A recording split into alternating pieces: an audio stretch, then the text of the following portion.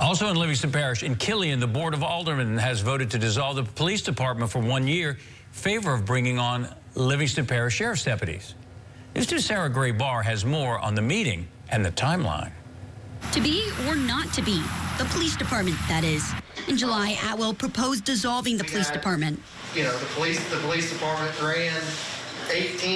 been running 18,000, spending $18,000 a month for the last 6 months. It was around this time when MPERS, the Municipal Police Employees Retirement System, put Killian on notice, saying the town was violating state law by never enrolling in the MPERS system. Previous reporting says the town owes just over $370,000, which the mayor says is a chunk of change on par with the town's yearly budget. So Tuesday night, people packed into the tiny town hall to listen for the future of the police department. The board voted to allow the attorney handling the case for the town to continue to work to negotiate the settlement, the town paying $50,000 instead of nearly $400,000. I think it's a viable settlement. What it will do is allow you to go from July 1st, 24, July 1st, 24 forward. Then the board moved to the cooperative endeavor agreement with the sheriff's office, which would cost the town up to $100,000 a year, starting at the end of January. Based off the projection that I did, if we try to keep the police department, even with the reduction in staff, by October, our bank account balance goes between September and October based off historical trends. Our bank account balance goes negative. Additionally, the town will keep the police chief on part-time. For the $1,000 a month, how much is the chief working?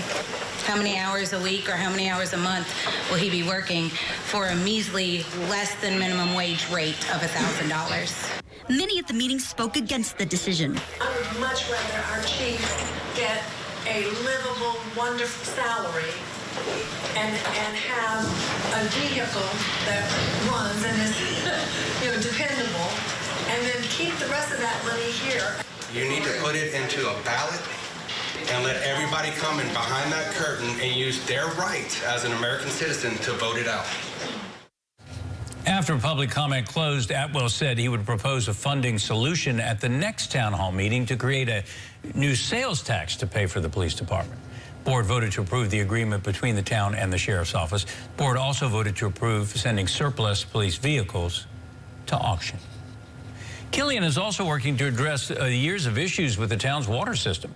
In January, the Governor's Office of Homeland Security and Emergency Preparedness provided the town with a corrective action plan created by Wagner Engineering.